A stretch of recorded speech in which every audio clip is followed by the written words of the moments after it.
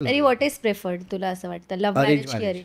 का तुला completely debatable topic आहे हा ऍज अ मेल त्याचा होतो बटाटा between the burger. But after 30 and all accepting each other is a little difficult. आता मी हे वुमेन कार्ड वगैरे काय नाही करत, पण जेन्युअनली सांगते कॉम्प्रोमाइज नेहमी मुलीच करतात. कॉम्प्रोमाइज हा शब्द जो आहे ना हा लग्न म्हटलं की आलाच दोघांना लग्न कॉम्प्रोमाइज. अचानक लग्न झालं उद्यापासून मग एक व्यक्ती घरी. बट अशी पण सिच्युएशन येत असतील ना जेव्हा सासू आणि सून वर्सेस ती बाप सिच्युएशन आहे ती मुलाला आवडेल मारा म्हणजे गाण मारा मग द्यायची एकमेकाची वाटू नका बाई. किती वाटते हे लग्नाचं टॉपिक आणि लग्न आणि मुलींसाठी काय ग्रीन फ्लॅग्स आहेत काय रेड फ्लॅग्स आहेत? रिस्पेक्ट कम्युनिकेशन इन्शुरन्सेस की म्हणजे? पळून नाही जाणार टिकणार. Good sex is very much important. एवढं लाजणार यांच्या असं करू नका तुम्ही. रेड फ्लॅग डिस्कस करायचे आहेत आपल्याला. सॉरी यार मी जरा रेड फ्लॅग इन्फॅक्ट माझी आयडियोलॉजीच वेगळी झाली आता लग्नानंतर. मी एक कुठेतरी बघितलेलं आणि मी हे फॉलो करणार आहे जेव्हा माझं लग्न होईल. नाही नो मी बघितलंय काय ते सांग. एका माणसाला तेव्हा त्याला सगळे शिव्या घालायचा त्याला सगळं असं नाही होत. भांडणं नाही होत त्यात. जेव्हा राग आणि माझ्या तिसरा माणूस वगैरे सगळं काही तरी व्हॉट इज प्रेफर्ड तुला असं वाटतं, लव्ह Arrange मॅरेज की marriage. अरेंज? का बेस्ट आहे मला असं वाटतं. का कारण I की think मी it's दोन्ही scary. बाजू it's carry of course it's carry but आपल्या आई बाबांचं ऐकायचं चांगलं घर बघायचं चांगलं बघायचं. मी सांगतो ना आय एक्सप्लेन ऐकले I know it's carry but I explain ना वेट ना. हाव ह्या जनरेशन मध्ये अरेंज मॅरेज खूप डिफिकल्ट वाटतं मला. हा म्हणजे मी तुला अरे हे नाही बोलत की अरेंज मॅरेज स्कॅरी नाही किंवा प्रॉब्लेम नाही होणार.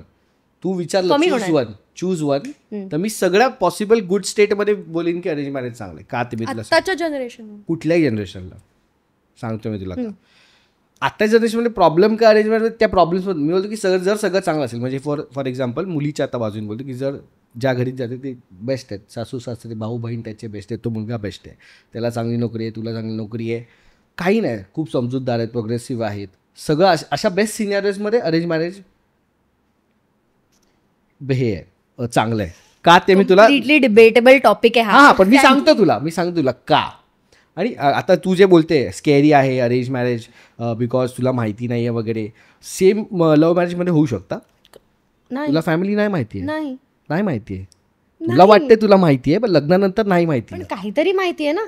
हा फक्त तसं तर लग्न तुझं असं नाही ना होत अरेंज मॅरेज मध्ये की आज भेटलं उद्या लग्न केलं तू 6 महिने ओळखायला घेतेस ना म्हणजे साखरपुडा होतो मग 2-4 महिने लग्न तेवढ्यामध्ये तू तेवढाच वेळ समज 1 वर्ष रिलेशनशिपमध्ये आहेस तू आणि लग्न केलंस आणि 1 वर्ष कॅल्क्युलेशन नाही दिस इज शिअर प्रॅक्टिकलिटी मी तुला सांगते. असं काय नाही समटाइम्स अरेंज फटकन मॅरेजेस होतात अरेंज मॅरेजेस मध्ये पण 6 महिन्यामध्ये उरकून टाकतात. हा मी बोलतो आता इव्हन एव्हरी सिनॅरिओ तू प्रत्येक ह्याचा प्रॉब्लेम टाकत असं नाही बोलते बेस्ट सिनॅरिओज मध्ये करणं अरेंज मॅरेज. जर आता मी तुला स्ट्रेट फॉरवर्ड सांगतो अरेंज मॅरेज का मला बेटर वाटतं की अरेंज मॅरेज जर तू करतेस ऑफकोर्स तुला तुझे आई बाबा चांगलं घर शोधतील म्हणजे चांगला परिवार शोधतील चांगली मुलगी शोधतील किंवा चांगला मुलगा शोधतील त्याचं घर सगळं बॅकग्राऊंड चेक होतं बाय द वे. फॅमिली जेव्हा करतं ना तेव्हा सगळं चेक कोणी रँडम लग्न लावून नाही देत. ते रँडमनेस आहे ना तो अरेंज आपल्या लव्ह मॅरेजमध्ये की त्यांना मुलांमुळे करायचं त्यांना माहिती नाही आहे. पहिले बाबा बोलतात त्यांना पण बाबांना बाबा बोलले की त्यांना समजतं की परिवार कसा आहे भाई आपली मुलगी कुठे जाणार आहे. It is not that easy arrange marriage. So ते सगळं झालं आणि जर सगळं ओके असेल नो प्रॉब्लेम तर अरेंज मॅरेज का चांगलं आहे तर ओनली गिवन हे सगळं चांगलं आहे तरच अरेंज मॅरेज का चांगलं आहे बिकॉज तुम्ही दोघं विथ द विलिंगनेस ऑफ की आपण लग्न करतोय आपलं आता एकमेकांना खूप ॲडजस्ट करून घ्यायचं आहे या मुवमेंटला रिलेशनशिप चालू होतं. आणि जेव्हा तुम्ही ॲडजस्टमेंटच्या मुवमेंटमध्येच एकमेकांना ओळखायला लागताना तेव्हाच तुम्हाला तो स्वभावच पहिल्यांदाच कळतं की ओके हिला हे नाही आवडत किंवा ह्याला हे नाही आवडत.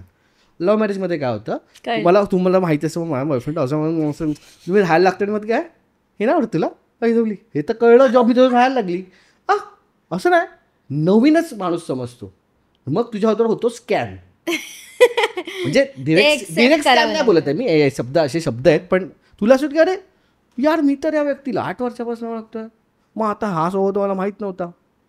पण अरेंज मॅरेजमध्ये कसं होईल तू एक्सेप्टन्स मोड आहे ना 80-90% असतो आणि लव्ह मॅरेजमध्ये आहे ना उलटं असतं हे भाई असं तर तुझं आधी नव्हतं मग ते पॉईंट येतात हे तर तू आधी कधी बोलला नाही हे तर तुझा आधी आता तू बदलला. माणूस नाही बदलत माणूस तसंच असतो नवीन कळतो तो एक्सेप्टन्स तेव्हा नसतो, कारण तुम्ही लग्न लव्ह मॅरेजमधल्या रिलेशनशिप मला माणसाशी केलेलं असतं आणि तुम्हाला लग्नात हा भलताच एक पुरुष दिसतोय जो लवडे लावते. भाई डिसिप्लिन कुठे आहे, हे कुठे आहे, असं नाही. मला तर असं खूप होतं. मग हे ॲडजस्ट करायला थोडा वेळ जातो. जर तुम्ही तेवढं सॅक्रिफाईस आणि तेवढी त्याच्यात मेहनत टाकायला रिलेशनशिपमध्ये रेडी असाल, तुम्ही ती मेहनत टाकून एका पॉईंटला जेवायचा पॉईंट घेतला खूपच मोठा आहे. हो आहे. तू बोलतोयस की अरेंज मॅरेज मध्ये 6 महिने लागतात. नाही मी असं महिने नाही बोलत आहे. मी बोलतो 1 वर्ष पकड, ऍडजस्ट व्हायला 2 महिने, फॅमिलीला ओळखायला 2 महिने. पण कॉम्प्रोमाइज, आता मी हे वुमेन कार्ड वगैरे काय नाही करत, पण जेन्युअनली सांगते, कॉम्प्रोमाइज नेहमी मुलीच करतात. तिला जायचं असतं घरी, तर तिला असं होतं की हे लोकांच्या घरी हे नाही चालत, तर आपण 8 पर्यंत जाऊया. कळतंय तुला? ह्या सगळ्या गोष्टी मॅरेज मध्ये पण येईल ना तसं सेम. हाऊ कम? माझ्या बरोबर झालं ते. मी थोडी माझ्या सासूला बोलली 8 वाजता म्हणजे जरी तुम्ही 8 वाजता शब्द जो आहे ना, हा लग्न म्हटलं की आलाच दोघांना. लग्न कॉम्प्रोमाइज, हा लग्न आणि लग्न नाहीये. मग तू ते सासू सासऱ्यांबरोबर नाही राहिली ना, दोघं इंडिव्हिज्युअल राहिले ना, तरी पण कॉम्प्रोमाइज येणारच आहे. लिहून देतो तुला. आणि दोन्ही साईडनी कॉम्प्रोमाइज असतो. ते हा एक मी हे आहे ना की मुली सोडून, मी नाही बोलत मी, हा एक आपली परंपरा आहे की मुली मुलाच्या घरी जातात, मग त्यांना सगळं सोडून यावं लागतं, त्यांना सगळं ॲडजस्ट करावं लागतं. एक्झॅक्टली. आता पण हे ह्याच्याबद्दल कोण कधी बोललं नाही की आता माझ्या घरी 4 लोक आहेत आणि समोर माझ्या घरी माझी बायको राहायला आली, तिला 4 लोकांबरोबर ॲडजस्ट करायचं आहे. 4 लोकांना एकाबरोबर ॲडजस्ट करावं लागतं. असं नाही की सगळं आम्ही बोलू तेच होतं. भाई एक पॉईंट नंतर ती मुलगीचं पण एक आहे ना, ती बोलली मला हे नाही चालणार. जेव्हा ती ही गोष्टी बोलायला लागते तेव्हा घरचे पण ॲक्सेप्ट करायला लागतात. आणि मग एक नाही, तू 4 जणांशी करते असे 4 लोक तुझ्याशी पण ॲडजस्ट करतायत. आणि ह्याच्याबद्दल कोण बोललं जातं, बिकॉज मुलगी घर सोडून राहिली. म्हणजे एकदम बेसिक सांगतो, लग्न झाल्यावर पप्पांना ही कांट बी व्हेरी चड्डीवर बसले टी बघ. ऍक्च्युली प्रत्येकाला ऍडजस्ट करायला लागतं भाई, आपापल्या पद्धतीने ऍडजस्ट करायला लागतं. आणि ते कोण फक्त बाईचा आवाज मोठा दिसतो कारण की ती घर सोडवले, असं होतं बरेचदा. But there are, I would like to say this, की जे घरचं घर आहे त्याला त्यांची पण मजबूत लागते. आई सवली थांब आता, मग ओके, मग आता मी काय बेडरूमचा डाळ ठोकवू की नको. आधी he used to walk in my bedroom, आता ही कांट अगरबत्ती फिरवायला पण येऊ शकत नाही. ते त्यांच्यासाठी किती वर्षाचा कॉम्प्रोमाइज आहे भाई. मला आता त्या रूममध्ये, माझ्याच घरी मला त्या रूममध्ये जाऊन अगरबत्तीच नाही फिरवत, कारण माझी सून झोपली असेल तर how can I enter the bedroom, जरी मी घरी नसेल किंवा असेल. त्यांनी हा केला ना भाई कॉम्प्रोमाइज. हा मोठा नाही आहे का, आहे त्यांच्यासाठी आहे, तुला काय माहिती. असं पण आहे ना यार असं. किंवा आईचा मोठा कॉम्प्रोमाइज काय भाई, आता मुलगा माझ्याशी बोलतच नाही, जे काय बायकोशी शेअर करतो तिच्यासाठी पण खूप मोठा कॉम्प्रोमाइज आहे. ज्या मोहळाला मी 27-28 वर्ष मोठा केला, वाढवलं माझा मुलगा म्हणून, तो आता अचानक he is no more mind. तिची काय फिलिंग असेल ह्याच्याबद्दल, ह्या कॉम्प्रोमाइज बद्दल कोण विचारच नाही करत. पण सिच्युएशन येत असतील ना जेव्हा सासू आणि सून वर्सेस ती सिच्युएशन रेअर आहे. ती बाप सिच्युएशन आहे, ती मुलाला आवडेल मारा माझी गाण मारा पण बेटर. तर दुसरी गोष्ट, ॲज अ बेल त्याचा होतो बटाटा बिटवीन द बर्गर. हे होतं बिकॉज त्याला काय बघायचं आहे, त्याला माहिती आहे की एवढी वर्ष आपल्या घरी हे असं चालत आलंय. आता माझी बायको बोलते हे असं, so now he has to be a mediator every time and make them both understand की नाही करावं लागेल असं. तिला पण थोडं हजबंडच्या बायकोला खूप सपोर्ट लागतं आणि त्या अशा सगळ्यामध्ये हिला खूप सपोर्ट करायला लागतो आणि घरच्यांना पण समजवायला लागतं. ह्याला सपोर्ट करायला कोणीच येत नाही. बिकॉज असं पण होतं. पण बायकोचं आपलं आपलं असतं भाई, तू काय तुझ्या घरच्यांना सांग, तुझ्या घरच्यांना सांग. ती त्या फर्स्ट 2 वर्ष जेव्हापर्यंत तिची प्रॉपर ओळख होत नाही ना, आई म्हणून आई, सासू म्हणून सासू, बाबा म्हणून बाबा एक्सेप्ट नाही ना होत नाही ना एक्सचेंज, तोपर्यंत इट्स तू सांग, तू समजव, मला नाही माहिती, तुझे आई बाबा आहेत, मी आले घर सोडून, असं होतं. आणि दॅट इज फाईन, हे व्हायला पण पाहिजे. कारण की ते कसं होणार यार, ऍडजस्टमेंटला जो वेळ दिला पाहिजे तो दिलाच पाहिजे. तो कधी स्मूथ होणारच नाहीये. भीती वाटते हे लग्नाचं टॉपिक आणि लग्न, आणि पण एकदा हे सगळं झालं ना की भाई बाप आहे. मी तुम्हाला सांगते, ज्यावेळी एक मुलगी घरी येते ना, की ते जे म्हणतात माहिती घर सोडून हे घर एक्सेप्ट करायचंय, जेव्हा ती एक्सेप्ट करते ना, नॉट इव्हन द म्हणजे नवरा नाही पण पूर्ण फॅमिलीला, तेव्हा भांडणं होतात. पण आपल्याला माहिती आहे की एंड ऑफ द डे आपण सगळे एकत्रच राहणार आहोत. So that is something. तेच आहे. पण ते सगळे म्युच्युअली होतं, असं नाही की फक्त नाही. मला एक बघ, आता मुलं खूप वेगळ्या गोष्टींनी ट्रेन झाली आहेत, आपण खूप वेगळ्या गोष्टींनी. आपण कितीही प्रॅक्टिकली विचार केलेला ना, आपण शेवटी इथूनच विचार करणार. म्हणजे मी हे नाही म्हणत आहे की आपण कॉम्प्रोमाइज करतोय. ती कॉम्प्रोमाइज पण आपल्याला प्रेम वाटतं की हा ठीक आहे फॅमिलीसाठी आपण ऑटोमॅटिकली करतो, आपल्यात आहे तसं आधीपासून, आपलं ट्रेनिंग आहे तसं. आणि आपली संस्कार पण आपल्याला जे देतात ना की फॅमिलीसाठीच सगळं करायचं. At the end of the day आपण जर नडून राहिलो ना स्वतःसाठी, आजकालच्या मुली जे असतात ना की I want to do my thing, I will not compromise. जेव्हा तुम्ही एखाद्या व्यक्तीच्या घरी जाताय किंवा तुम्हाला एक फॅमिली बिल्ड करायची आहे, तुम्हाला कॉम्प्रोमाइज करावी लागते. आणि ते करण्यात, ते केल्यानंतर जे सुख मिळतं ना, that is real love for the man and the family. पर्यंत पोहोचतच नाही. त्याच्या आधीच असं असतं, नाही मला नाही करायचं. But I don't think you then see it as a compromise. You do it out of love. Exactly. हा मुद्दा स्किपच होतो सगळ्यांकडनं, मला असं वाटतं. कॉम्प्रोमाइज नाहीये, ते प्रेम आहे, त्याला नाव हा मुद्दा सगळ्यांकडनं स्किप होतो. म्हणूनच मेजर प्रॉब्लेम आहे. एकदा आपण अशा माइंडसेटनी गोष्टीकडे बघायला लागलो ना, मग ती सासू नाही वाटत यार. आईसाठी करतोय, मग ती तुझी आई नाही होत, मग ती आपली आई होते. हे पण हे आत्ता बोलणं सोपं आहे, पण तो परत अगेन मी त्या माणसां सगळ्यांच्या बाजूनी पण बोलेन जे ह्या फेजमध्ये आहेत. I can understand. त्यावेळेला हे सगळं नाही आहेत फिलॉसॉफी डोक्याचा भोसडा झालेला असतो आणि राग येतो. मग ते सासू असो, आपला नवरा असो, नाही तर नवऱ्याला त्याची बायको, सगळ्यांचा राग येतो. कारण आपण ना आपल्याला ह्याची सवयच नसते ना. अचानक लग्न झालं, उद्यापासून मग एक व्यक्ती घरी. एज पण फॅक्टर मॅटर करतं. हा करतं ना बाई, खूप करतं. म्हणून मी बोललो अरेंज मॅरेज का बेस्ट आहे. Given everything green flag. सासू असेल ग्रीन फ्लॅग, नवरा ग्रीन फ्लॅग, घरचं सगळं चांगलं आहे, कोणी तुझ्याबरोबर काही वाईट होणार नाही आहे, अशा ह्याच्यामध्ये तू बिकॉज घर बघून अरेंज मॅरेज केलं तर मग ह्या जो ॲडजस्टिंगचा वेळ आहे ना तो जातोच. बट तुझा माइंडसेट ॲडजस्टमेंटचा असतो. लव्ह मॅरेजमध्ये कधी कधी तो माइंडसेट नसतो. ॲडजस्टमेंटचाच माइंडसेट असेल असं नसतो, त्यांचा पण नसतो. कारण घरचे पण असतात आम्हाला काय माहिती, तू मुलगी आणलीस, तू सिलेक्ट केलं, आम्ही नाही सिलेक्ट केली आहे. त्यांचा मोड काय असतो, भाई असं कसं चालणार नाही आमच्याकडे. हा लव्ह मॅरेजचा ड्रॉबॅक आहे. जर आईबाबांनी मुलगी सिलेक्ट केली तर ते पण थोडे ॲडजस्टेड असतात. का रे तुला समजतं डिफरन्स मी काय बोलतोय. हो कळतंय. There is a fucking lot of difference. आपले आई बाबा मूर्ख नाहीयेत, ते म्हणतात ना, त्यांची जे चालत आले तर परंपरा ह्या बरोबरच आहेत. पण हेही ऐकलंय की जेवढं लवकर लग्न करतो आपण तेवढं better, because you adjust at a very early age. You are like adapting to the situation. Again, नाही, not because of that is also one. That is one of the factors. But असं आहे की लग्न झाल्यावर तुम्ही 24 तास एकत्र असतात, लाईक ही सेड, तर मग ऍडजस्ट व्हायला खूप वेळ लागतो. बट आपण एक्सेप्ट करतो कारण आपण यंग असतो. But after 30 and all accepting each other is a little difficult. असं काही नाही आहे. मला काय वाटतं मी आलेली असते. दोन प्रोज अँड कॉन्स दोन्हीचे आहेत. यंग असताना जर लग्न केलं तर आपण थोडेसे इमॅच्युअर असतो, तेव्हा जास्त वेळ लागतो ॲडजस्ट करायला. अगेन पण एनर्जी आपल्यामध्ये जास्त असते, त्यामुळे आपण मग ते घर, बिकॉज लग्न इज ऑल जबाबदारी ऑल्सो. मग तुला जेवण पण दोघांचं आपल्याला जेवण सॉर्ट करायचं आहे, कपडे सॉर्ट करायचे आहेत, अनेक गोष्टी, त्याला जी एनर्जी लागते ना ती लागतेच. But willingness to adjust is more at an early age. After 30 थोडं आपल्याला पेशन्स नसतं. उलट मी हे ऐकलंय भरपूर जणांकडून. पण तुला काय फील होतं, तू मच्युअर होशील तर जास्त समजून घेशील की आता जास्त समजून घेशील? नाही, ॲडजस्टमेंट मच्युरिटी सोबत येते. Wien you leave your ego and feel की नाही मी तिच्या बाजूने विचार करून बघतो, ओके चल हां. पण हे यंग एजमध्ये आपलं असं असतं की नाही ब्रो माझे हे मत आहेत, मला असंच पाहिजे, हे असं असतं. आणि नंतर 30s नंतर काय होतं, तू पण एज पण झालेलं असतं, लोक असतात की नाही बाई आता कोण पण चालेल, लग्न करीन कोणाशी.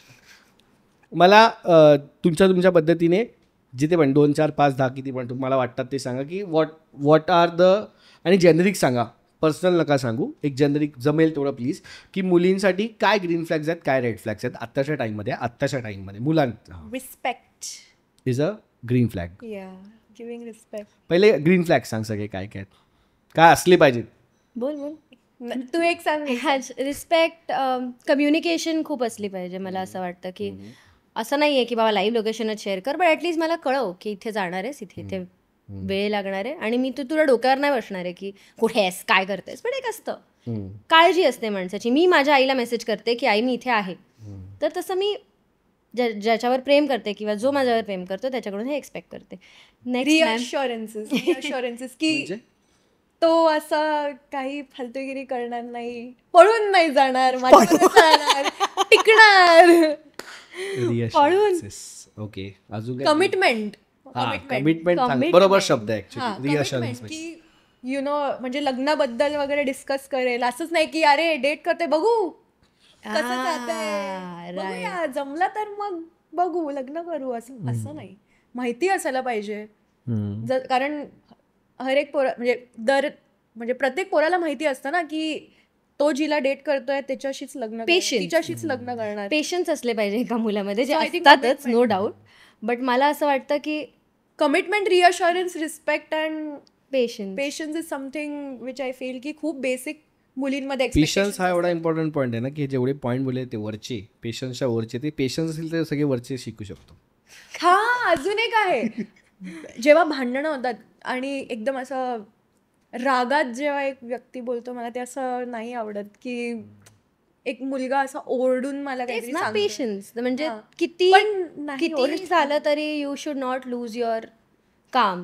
तुला माहिती असलं पाहिजे की हा भांडण आपल्यात आहे, ठीक आहे, पण आपण एकमेकांविरुद्ध नाही आहोत, ठीक आहे, we can solve this. You versus the us versus the problem, not you. So that and responsibility घ्यायला शिकली पाहिजे रे खूप लवकर. मला असं वाटतं की कोणतीही मुलगी थांबणार नाही जर तो माणूस रिस्पॉन्सिबलच नाही आहे विथ ॲक्शन्स. म्हणजे तू मला म्हणतोयस की हां पुढच्या 1 वर्षात आपण लग्न करू, हे मला एखादा व्यक्ती बोलला, तेच पण त्या 1 वर्षात तू काय चेंजेस आणणार आहेस स्वतःमध्ये, किंवा एकत्र जेव्हा आपण येऊ तेव्हा फायनान्शियली काय चेंजेस आणणार आहेस, काय प्लॅनिंग केली आहे. तर भाडमध्ये गेली मुलगी तू स्वतःसाठी काय करून ठेवणार आहेस, तुझ्या फॅमिलीसाठी काय करून ठेवणार आहेस ते आधी बघ. आणि जर यू हँडल करू शकतो घरी कसं काय, जर तू ते हँडल नाही, नॉट घरी, I am talking about finances, की जेव्हा तू घरी काय हँडल करू शकतोस, तुझं एक घर स्वतःचं हँडल करू शकतोस का, उद्या पुढे मागे तुझ्या आईबाबांना काही झालं तर तू समर्थ आहेस का की नाही अजून एकीचं बोज नको आहे माझ्यावर, I can handle my parents, असं तू करू शकतोस का. हो, तर you are ready for marriage. If not, स्वतःच्या पायावर आधी उभा राहा आणि मग विचार कर. तेव्हा ते मुलं असे बोलतात की देखेंगे सोचेंगे, कारण बॅक ऑफ द माइंड त्याच्या डोक्यात हेच असतं की मी अजून उभाच नाही राहिलोय तर तुझी कशी काळजी घेऊ. पण तरी स्टील कमिटमेंट म्हणजे तू सिरियसली डेट करतो की नाही हे तर कळायला पाहिजे. सांग ना घरी, तू घरी सांग की ही आहे व्यक्ती, मला हिच्याशी लग्न करायचंय पण मला आधी स्वतःच्या पायावर उभं राहायचं. पण जर समोरच्याला लग्नच नाही माहिती कधी करायचं तर तू आणि तो सांभाळून घ्या. मी रेड फ्लॅग जर होतो हळूहळू स्वतःचे प्रॉब्लेमच हे बोलायला लागले असं मला वाटतं. आता हळूहळू हे पर्सनली होत. इतर बोलते तुला जर घरी सांगितलं डायरेक्ट काय का कोण बाई काय झालंय काय इमोशनल इंटेलिजन्स पण असतं. या शब्द वापरला असायला पाहिजे. बिफोर द रेड फ्लॅग्स तुला हे ग्रीन फ्लॅग्सच्या ज्या पण गोष्टी बोललोय ते पटलंय? मला सगळ्या पटल्यात, पण मला माझं एकच लाईन आहे त्याच्यावर. आता हे तुम्हाला पटेल की नाही माहिती नाही. तुम्ही सगळे ग्रीन फ्लॅग सांगितले, जे तुम्ही सांगितले सगळे तुम्हाला पण आपल्या होतात. परफेक्ट. आता बरोबर एक्झॅक्टली मी तुला हे विचारणार होते की असे मुलीच्या साईडने ग्रीन फ्लॅग्स काय असतात, जे आम्ही सांगितलं तेच की ऍडेड. तुम्ही सांगितलं ते सगळ्या आल्याच, बिकॉज मला असं वाटतं की जबाबदारी घेता आली पाहिजे. अगेन मुलींना पण घेता आली पाहिजे. मुलांचा सगळ्यात टॉप प्रायोरिटी आहे ना, तू काही कर, तू म्हणजे असं पण नाही की तू अर्निंगच राहा, तू माझ्या आईबाबांना सांभाळच, असं पण जरी ह्या सगळ्या गोष्टी जरी तो बोलला की त्याला एवढा मॅटर नाही करत, पण त्याला सगळ्यात जास्त मॅटर करते दॅट इज रिस्पेक्ट. तो एक मोठा ग्रीन फ्लॅग आहे. परत आता हे थोडंसं मेल असं वाटू शकतं की पेट्रियाल असं वाटू शकतं, बट भाई जेवण कोणी बनवून दिलं ना असं आवडीचं तर भारी वाटतं. मी त्या मताचा नाही आहे, मला उलट जास्त मला तर जेवण बनवायला आवडतं. पण जेव्हा मी खूप कामात असतो आणि मला जरा पण झाट वेळ नसतो, मला आवडतच नाही असं मला असं पडून राहायला, त्यावेळेला श्रियाने जर काय बनवलं तर मला वाटतं की असं होतं. जेव्हा श्रिया आयुष्यात नव्हती तेव्हा तर आईच बनवून द्यायची की अरे आफ्टर अ टाइम. असं काही नाही आहे. माझी आई नेहमी म्हणजे she is always been a working woman, so घरी जास्त ती नव्हती, तर मीच बनवायचो सगळं. मला आधीपासून सगळं येतं, जेवण लादी बिदी सगळं. पण लग्नानंतर असं झालं की ते एक फिलिंग डेव्हलप होते ना की आता बायको आहे माझी. अगेन चुकीचं घेऊ नका, बट ती फिलिंग खूप बाप आहे की मला बायकोनी जेवण आज बनवतील, तिने विचार आज तुला काय खायचं मी देते म्हणून. पण नेहमी मी ऑलवेज हेल्प श्रिया. जेव्हा मी घरी असतो मी जेवण बनवतो विथ श्रिया. किंवा कधी कधी मी एकटा पण बनवतो. आय थिंक पण ती पण कधी कधी टायर्ड होऊन हा, येत of असेल course. आणि तू तिला ती मला बोलते की आज नाही मला इच्छा की आज मला काम आहे, त्यावेळेला मी बनवतो जेवण. मी पण बिझी असेल तर आम्ही ते खरं म्हणतात ना, पेट से रस्ता जाता है and all of that. हा ते खरं आहे. पण जे खरं सांगू तुला ते आहे, त्याच्यामध्ये वाद आहे. जेव्हा मी आणि श्रेया जेव्हा अंधेरीत राहत होतो तेव्हा आम्ही दोघं जेवण बनवायचो सगळं. मी मेन बनवायचो, काय जेवण बनवतो तो माहिती बाकी सगळं मी फक्त युट्यूब वर बघितलंय. So, मला तर जेवण बनवायला आवडतं. इट्स लाईक मला जर माझा दिवस खराब असेल आणि माझ्याकडे वेळ असेल तर माझा मूड खराब असेल तर मी जेवण बनवतो. Stress buster. स्ट्रेस हा मला ते खूप आवडतं. अजून एक का 2 ग्रीन मला असं वाटतं की आणि इन जनरल इन जनरल मग मी बायकोच्या हिशोबाने, मी गर्लफ्रेंड वगैरे हिशोबाने बोलणार नाही वाचला की good sex is very much important. एवढं लाजणं असं करू नका नाही, तुम्ही. मी कुठे लाजते, मी बघते. गुड सेक्स काय, Eye to it's eye a very contact green देते. फ्लॅग. बिकॉज जे सेक्स सॉल्व्ह करू शकतं ते काहीच सॉल्व्ह करू शकतं. म्हणजे प्रॉब्लेम असेल हे आयुष्यात. असं काय नाही. अरे लग्नानंतर बोलतोय, शांत बसा यार तुम्ही. गुड सेक्स म्हणजे तुला सांगतो, खूप दिवस भांडणं चालू आहे, काय चालू आहे, but after a good sex आपण खूप फिजिकली जवळ येणं म्हणजे इमोशनली जवळ येणं. आणि मुलांसाठी physical touch is very important for emotional connection. Okay, लग्नानंतर ऑनली. म्हणून मी सुरुवातीलाच बोललो लग्नानंतर, आताच बोलतच नाहीये. लग्नानंतर अगेन हे खूप इम्पॉर्टंट आहे. लग्नानंतर having good sexual relation with your husband, म्हणजे विथ युअर हजबंड ओनली. तुमचं एकमेकांबरोबर सेक्शुअल बॉन्डिंग चांगलं असेल ना तर तुम्ही सगळ्या गोष्टीमध्ये ज्या नेक्स्ट लेवल एक टीम होता ना, टीम व्हायला खूप द एक्साइटमेंट की भाई असं खूप आहे. आता हलक्यात घ्याल आपण आता लग्नानंतर हे सांगू शकू की अरे का ते एक्सचेंज होतात ना, विचार पण एक्सचेंज होतात. काही जे होत असेल ते होत असेल, पण ते जे त्याच्यानंतर जे होतं ना ते एक टीम चांगली बनते, एक इमोशनली खूप जास्त लवकर कनेक्ट होतात. नाही असं खूप काय काय आहे. सो तुम्ही पण ग्रीन फ्लॅग असं राहा की तुम्ही पण एक ग्रीन फ्लॅग असला पाहिजे तर तुम्हाला ग्रीन फ्लॅग मिळतात. रेड फ्लॅग्स डिस्कस करायचे का आपल्याला? तूच सांग आम्हाला, तूच सांग. Okay, respect I got it. अजून रिस्पेक्ट एक आहे, रिस्पेक्ट नाही दिला तर एक आहे. आणि स्ट्रेंजर मध्ये कसे रेड फ्लॅग शोधायचं असंच? Female strangers. आता मी जरा मागे जातो की ही मुलगी नाही. मुलांना ना, मी खरं सांगू तुला, मुलांना रेड फ्लॅग्स मुलींमध्ये दिसतच नाही असं मला फ्रँकली वाटतं. हा, मुलं डायरेक्ट असे असतात. जनरली मुलं अशी असतात की अरे भाई अरे सगळं ते असंच बघ, हा प्रेमातच बघतात ते सगळ्या गोष्टी. अरे भारी यार, त्यांना काय मला हिच्यातला काय आवडतच नाही असं नाहीच आहे. कारण त्यांना माहिती भाई गेली तर मग. अरे पण इंट्युशन्स नाही आहेत का? मला मुलांना बघून इंट्युशन्स येतात. म्हणजे हा तसं सॉरी यार, मी जरा रेड फ्लॅग इन्फॅक्ट माझी आयडिओलॉजीच वेगळी झाली आता लग्नानंतर. म्हणजे मला हा रेड फ्लॅग श्रियामध्ये वाटायचा आधी, म्हणजे आता तो सॉल्व्ह केला मी. की ती मला तू बोल ना माझी, तू काय बोलतच नाही, तू बोल ना, तू सांग ना, तुझं काय प्रॉब्लेम सांग ना. मी प्रॉब्लेम नाही सांगायचो माझे, काहीच नाही माझ्यामध्ये. मी सांगायला लागलो, मी एक लाईन बोललो, ती दुसरी लाईन तिची असायची. बोला एक मिनिट मग परत मी बंद केलं सांगायचं. कारण की वेन यू अटॅच सामन्यावरचं आपलं समोरच्याला लावतो आपण डायरेक्ट आणि मग आपलाच चालू करतो, मग समोरच्याचं कधी ऐकलं आपण नाही. अरे आय थिंक म्हणजे टिपिकल हा रेड फ्लॅग एक प्रॉब्लेम आहे. हा रेड फ्लॅग. अरे पण तू पण केलेलं माझ्याबरोबर. दे कीप लाईक म्हणजे असं मुद्दाम नाही, but that is how they communicate असं मला वाटतं. काय माहिती ते आहे. तू एक प्रॉब्लेम बोलताय, अरे पण तू पण असं करतोस माझ्याबरोबर. मग त्या मुलाला वाटतं की अरे बट मी माझ्या प्रॉब्लेम बद्दल बोलतोय ना, तू माझ्या प्रॉब्लेम वर फोकस कर. असं बोलायचं पाहिजे. अरे भाई ऐकून घे मला माझे. मी एक्झाम्पल तिला सांगू, मी असं बोलला की ती बघ बोललीस, बघ सेकंड वाक्याला बोलली, थर्ड वाक्यालाच बोललीस. मी एक कुठेतरी बघितलेलं आणि मी हे फॉलो करणार आहे जेव्हा माझं लग्न होईल, की जर तुझ्या आणि माझ्यामध्ये जर कधी काय प्रॉब्लेम आला, म्हणजे तुझ्या आणि श्रेयामध्ये कधी काय प्रॉब्लेम आलं तर एक अननोन व्यक्ती ठेवायचा. नाही, नो, मी बघितलंय, नको. अननोन मी सेव्ह करून ठेवली आहे रील.